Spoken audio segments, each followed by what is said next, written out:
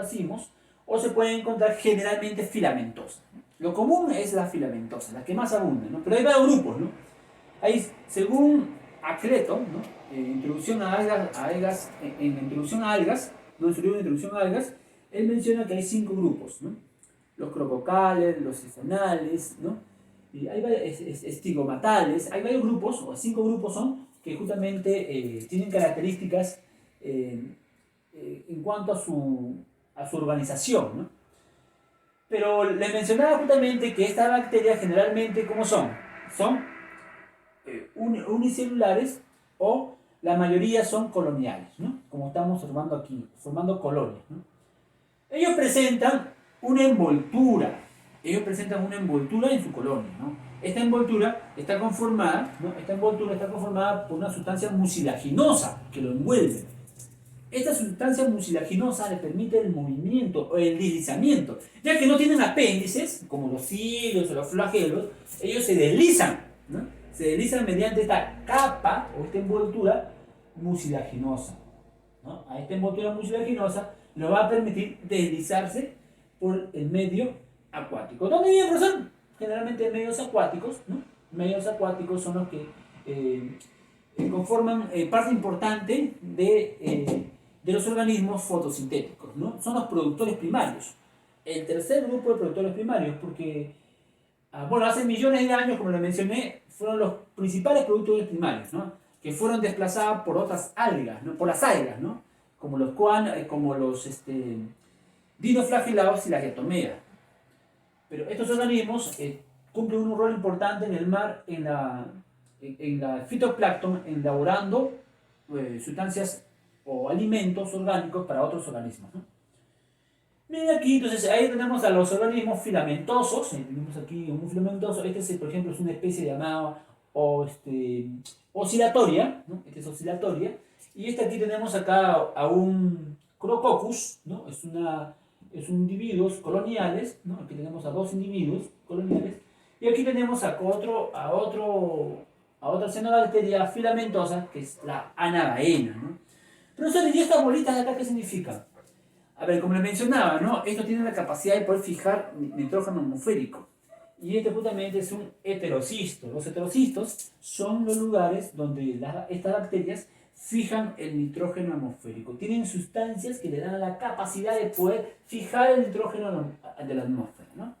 Entonces, ese es justamente el rol importante. Por eso lo he marcado aquí en el mar, ¿no? Cumple un rol importante en el mar.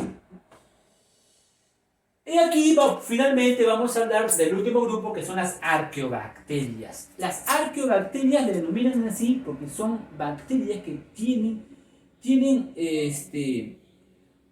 una característica distintiva, ¿no? Ellos se encuentran generalmente en ambientes inhóspitos, en ambientes donde casi ningún ser vivo puede sobrevivir. Y justamente está emparentada con un ambiente primitivo, un ambiente donde las condiciones no eran las ideales, ¿no? Cuando la Tierra estaba en formación, las condiciones no eran beneficiosas para los organismos, ¿no? Y estos individuos justamente se caracterizan en base a esa, ¿no? Ambientes inhóspitos. Pero por eso se menciona que son las bacterias más primitivas, ¿no? Estas bacterias primitivas, ¿no? Estas bacterias primitivas están más emparentadas con las eucarióticas que con las propias eubacterias. ¿Cómo se hace, profesor? Si son más primitivas. Bueno, lo que pasa es que se ha encontrado que estas arqueobacterias presentan en su membrana y en su pared celular sustancias afines más a bacterias, a eubacterias, ¿no? A las eucarióticas. Por ejemplo, en la pared celular, vamos a observar algo interesante, ¿no? Ellos no tienen peptidoglucano, sino tienen una molécula similar al peptidoglucano, que se llama pseudopeptidoglucano. Lo que pasa es que en el peptidoglucano hay 2 moléculas, que es la mureína, ¿no? Es la mureína y el mureína, y hay otra molécula más, ¿no? La glucosamina, ¿no? Mureína y glucosamina. Estas 2 moléculas tienen un enlace, ¿no? El enlace, un tipo de enlace que se encuentra justamente en las eubacterias, va a dar el tipo de molécula que es el peptidoglucano. En cambio aquí va a existir otro enlace que le va a dar otra característica al peptidoglucano y se denomina pseudopeptidoglucano. Bueno, es un tema, creo no debía detallar tanto en eso, ¿no? Pero lo que le quiero decir es que la pared celular de esta de acá es diferente composición química que la de acá, ¿no? Que las eubacterias.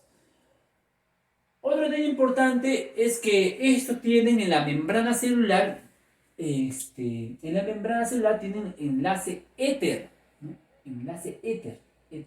A diferencia de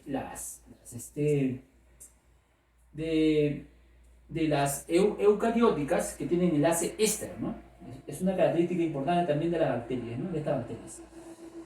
También, otro detalle importante de las arqueobacterias, y creo que se va a detallar muy claro en la membrana celular, es que estas presentan una o dos membranas, ¿no? Una o dos membranas, ¿no? Se presentan una monocapa o una bicapa de membrana, ¿no? Justamente es la característica importante de estas bacterias. También en su composición química, en la parte interna, en el interior de su contenido, se ha observado que el ADN está unido a proteínas similares a las histonas en las eucarióticas. ¿Cómo, profesor?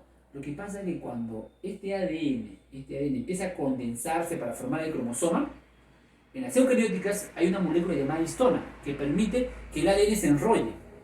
En cambio acá no, acá en las eubacterias no hay esa molécula, esa proteína, se llama histona, no lo tiene. Esta de acá sí la tiene, y la tienen las eucarióticas. Entonces, esa es una característica que les va a acercar mucho más a las eucarióticas que las eubacterias. En cuanto a su forma, pueden tener forma ovoidal, pueden tener forma de bacilos, ¿no? Al igual que las de acá, ¿no?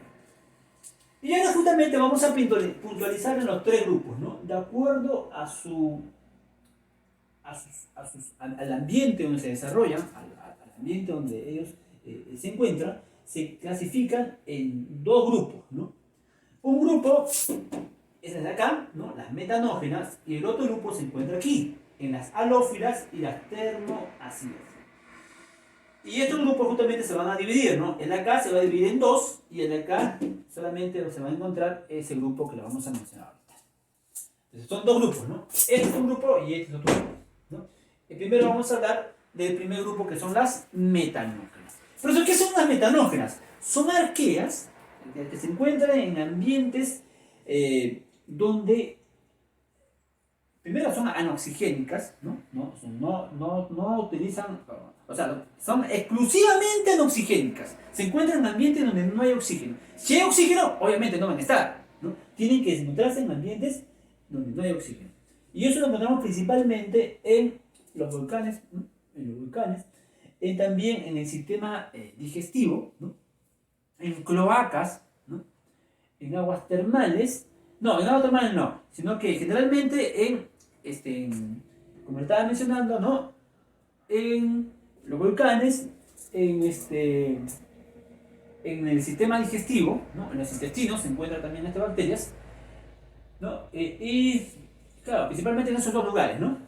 En las cloacas, ¿no? En las cloacas, en los lugares contaminados, abundan estas metanógenas. Y profesor, ¿cómo desarrollan su metabolismo? Ellos incorporan moléculas de hidrógeno y dióxido de carbono para poder producir metano. Ahí proviene el nombre, ¿no? De metanógenas. Entonces, al tener sustrato de hidrógeno y dióxido de carbono, elaboran moléculas, a partir de estas de acá, elaboran moléculas generando principalmente el metano, ¿no? Por eso se llaman metanógenas. Y este metano va a permitir justamente en la industria, hay ciertas empresas, ¿no? Que se encargan de darle un uso a este metano, ¿no? Que es el gas natural, ¿no? Para poder desarrollar energía, ¿no? El metano, las metanógenas. Entonces, abundan ¿en dónde? En el sistema digestivo y en lugares anoxigénicos, ¿no? Como los volcanes. Otro grupo son las halófilas. Profesor, ¿y una especie de esta de acá? Aquí tenemos, por ejemplo, también vamos a aprovechar esta imagen, esta es una bacteria llamada Metanococcus, ¿no? El Metanococcus. Pero también tenemos otro, ¿no? Por ejemplo, tenemos también al Metanobacterium, el Metanospiridium, ¿no? Es otra. Entonces, tenemos ahí este es un Metanococcus, es un Metanococcus, ¿no? Que elabora metano a partir de hidrógeno y dióxido de carbono. Pero sí, ¿y el de acá qué bacteria es? Tiene unas cositas ahí. Bueno, este es el grupo de las halófilas. Las halófilas se encuentran generalmente en temperaturas que sobrepasan los 80 grados centígrados, generalmente, ¿no? Y tienen un pH cercano al 1. O sea, son bacterias que se encuentran, perdón, no, esas son las termoacidófilas. Las halófilas, disculpa, son bacterias que se encuentran, en un lugar salino, ¿no? Cuando la concentración de sal llega hasta 30%, ¿no? Es altamente salino. Estas bacterias se encuentran principalmente en los pantanos, en las lagunas.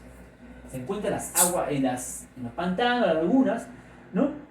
En las superficies, también en las superficies de los algunos mares salinos, estanques salinos, ¿no? También se encuentran justamente estas bacterias. Pero pantanos costeros, que están cerca justamente al mar, y van a almacenarse grandes concentraciones de sal, ¿no? Y justamente es el lugar idóneo para el sostenimiento de estas bacterias. Entonces, la alta salinidad es una característica importante de estas bacterias. Pero ¿cómo soportan esa cantidad de sal? No se deshidratan, lo que pasa es que tienen ciertas sustancias que van a regular la cantidad de sal, ¿no? Por eso se llaman halófilas, ¿no? Como pueden observar aquí también, estas sustancias que están aquí son las sales que ellas están liberando, ¿no? Se encuentran inmersas en grandes concentraciones de sal. Tenemos, por ejemplo, estas bacterias generalmente se encuentran en ambientes anoxigénicos, pero lo más importante de las bacterias es que estas bacterias desarrollan fotosíntesis, ¿no? Ellas tienen un pigmento fotosintético denominado bacteriorhodopsina, ¿no? Es un pigmento purpúreo, ¿no? Que le va a dar la capacidad de poder, ¿no? Elaborar su propio alimento a través justamente de este pigmento fotosintético, ¿no? Importante. La bacteriorhodopsina. Halófilas, ¿no?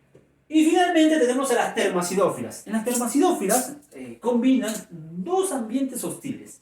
Las altas temperaturas, y ahora sí justamente vamos a mencionar que ellas sobrepasan los 80 grados centígrados y tienen un pH cercano al 1, ¿no? Como habíamos mencionado anteriormente, ¿no?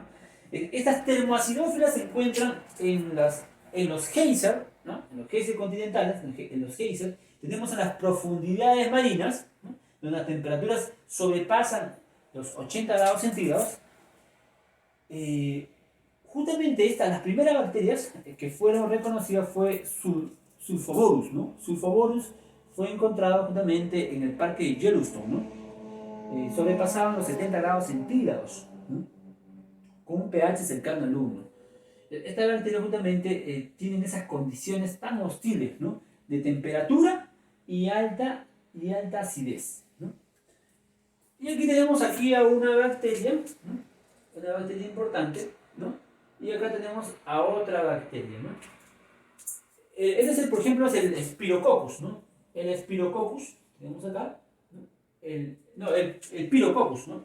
El Pirococcus, tenemos aquí a esta bacteria. Pero hay varias especies aquí, ¿no? Representé estas dos bacterias porque justamente estas bacterias tienen un uso importante debido a que pueden resistir a esas temperaturas, a esas condiciones de salinidad y temperatura, pueden tener un uso importante en la elaboración de una de las moléculas revolucionarias para formar ADN, ¿no? Estamos hablando del PCR. El PCR es un artificio, es un mecanismo que permite elaborar grandes cantidades de ADN, ¿no? En un corto tiempo. Ese mecanismo se denomina PCR, duplicación o replicación de ADN. Estas bacterias forman la molécula, el ADN polimerasa, o sea, la molécula que se va a encargar de llevar a cabo el PCR o la replicación del ADN de ciertas moléculas. Moléculas que tienen un uso industrial, ¿no? Un uso alimenticio, ¿no? Un beneficio a la humanidad. ¿No? Entonces se está utilizando bastante a estas bacterias para poder elaborar ciertas sustancias, ¿no? Sustancias alimenticias, ¿no? Como por ejemplo productos lácteos sin lactosa, ¿no? También productos alimenticios como la soya, ¿no? Elaboración de la soya y todo eso, ¿no? Es una gama de atribuciones que les permite desarrollar esta bacteria gracias a su cualidad, ¿no? Que presenta, ¿no? Termoacidófilas. Este es un Pirococcus y este es un bacilo, ¿no? Hay varias especies, como le dije, ¿no? Por ejemplo, aquí tenemos a Thermus aquaticus. Aquí es Thermus aquaticus, ¿no? Thermus aquaticus y Pirococcus aureus. Pirococcus, ¿no? Pirococcus es la especie, el género. Pirococcus. Son dos especies justamente que tienen un uso importante en la biotecnología, ¿no? Para poder elaborar sustancias beneficiosas. También hay bacterias, en general, hay arqueas que se están utilizando para poder desarrollar otros principios, ¿no? Como antibióticos, uso en medicina y todo eso, ¿no? Hay todo un campo importante por desarrollar todavía, debido a que se está conociendo a estas bacterias todavía un poco, ¿no? Estas bacterias no producen enfermedades, a diferencia de las eubacterias que sí las producen. Por ejemplo, ahí tenemos a la sífilis, ¿no? La bacteria treponema, a la tuberculosis, ¿no? El Mycobacterium tuberculosis, ¿no? Tenemos, por ejemplo, a la gonorrea, la Neisseria, ¿no? Tenemos al Clostridium, ¿no? Que produce otras enfermedades. El Clostridium, por ejemplo, produce enfermedades, por ejemplo, como el tétano, ¿no? Y así, jóvenes, hemos desarrollado el mundo de las bacterias. Hemos desarrollado el tema de Reino Monera. Hasta una próxima oportunidad, jóvenes. Chau, chau. Cuídense.